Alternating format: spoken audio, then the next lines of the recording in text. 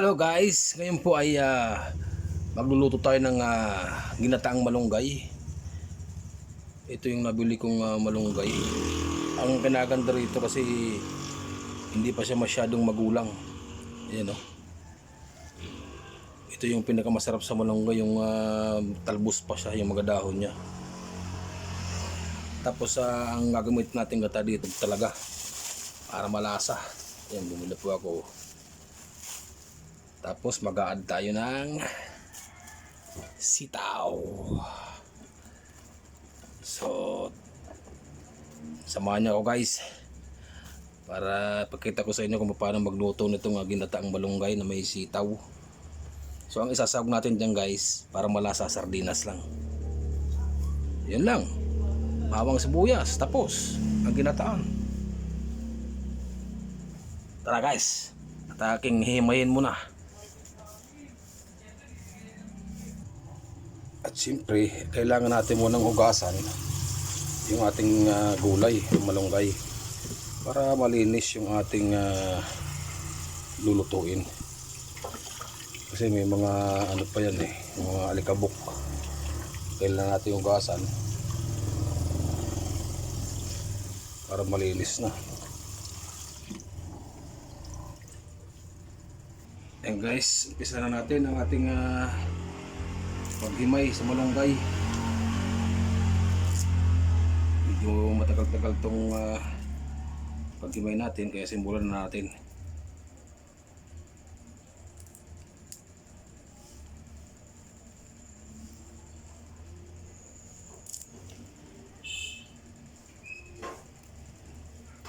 Magaling magluto nitong mga ginataang malunggay, yung mga taga Bicol. Shout out sa mga taga Bicol dyan.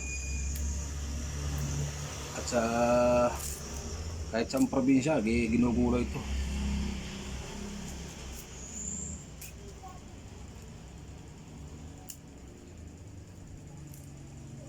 Pagkasimple lang yung paghimay nito guys. Sanayan lang dyan. Gaganon mo lang siya, puputulin mo lang itong tangkay. Tapos gaganyan mo lang siya. Tapos na. Itong mga sobra na yan, putulin mo yan.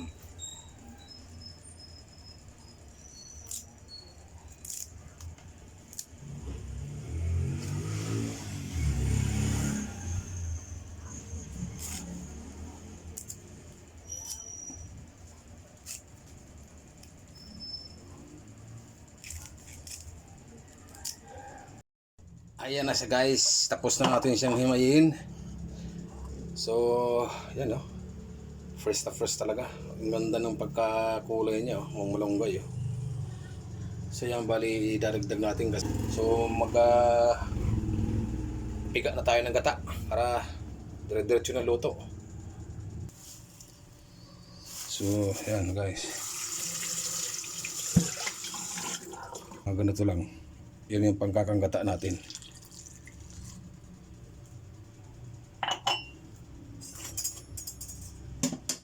So naghugas na ako ng kamay, malinis na ng aking kamay. Hindi na tayo magpiga na.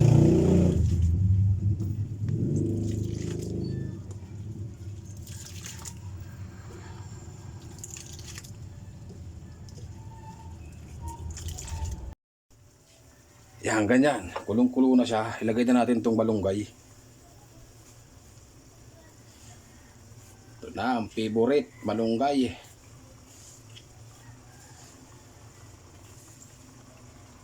Marami rin pala to.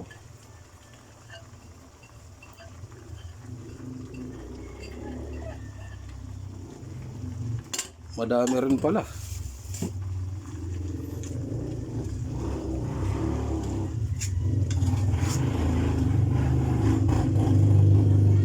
Nako guys, pag naluto to at matikman nyo sana to, sigurado baka ulit-ulitin nyo pagluluto dito.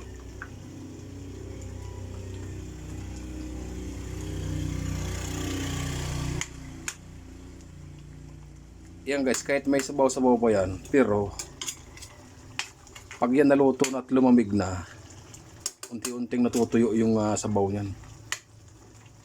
Lalo na pag nilagyan mo na ng gata.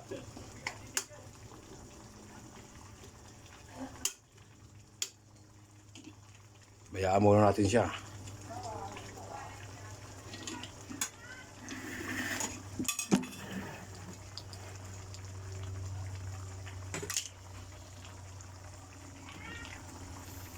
Kita mo guys, yung gilid nagmamantika na yung gilid ng kawali niya.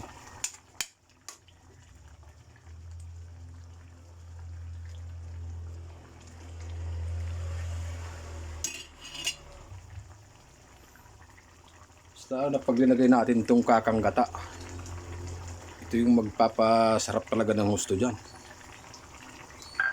Kaya may konti, patutuyuin muna natin ng konti yung sabaw. Yan mga idol, malunggay na naman mga idol, ginataan.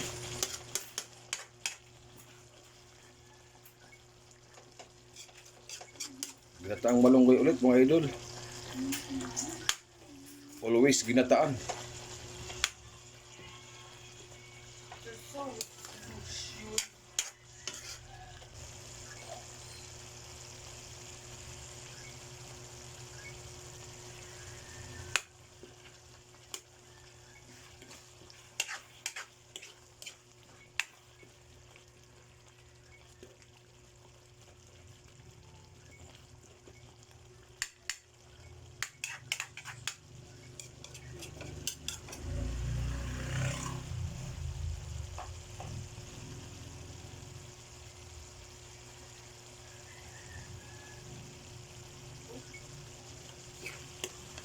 Ayan mga idol, lapit na siyang maluto. Kainan na naman to mga idol. Always ginataan.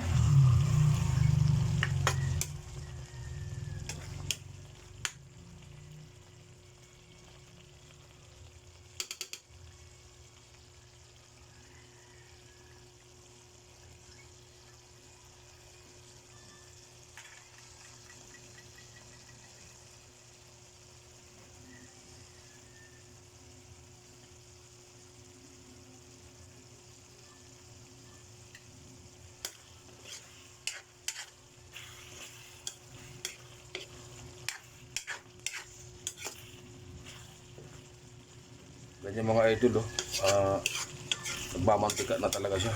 Hindi patayo na Talagang hindi natin tinipid. Kantay mga idol. Luto na yung ating malunggay. Ginataan.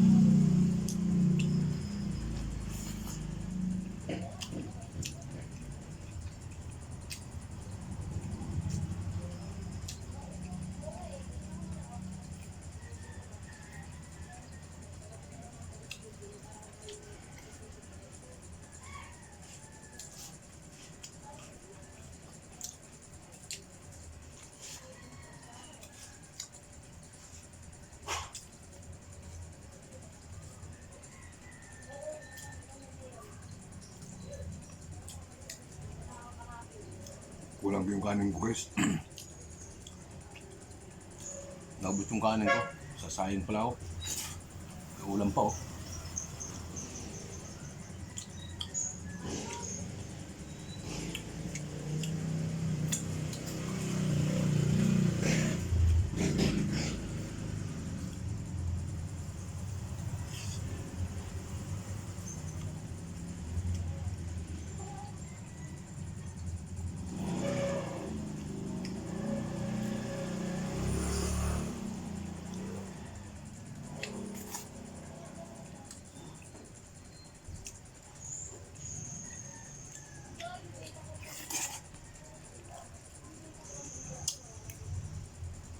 Mamantika talaga guys. Oh.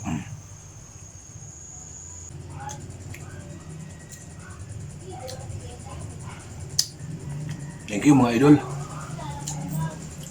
So sulit na mukbang.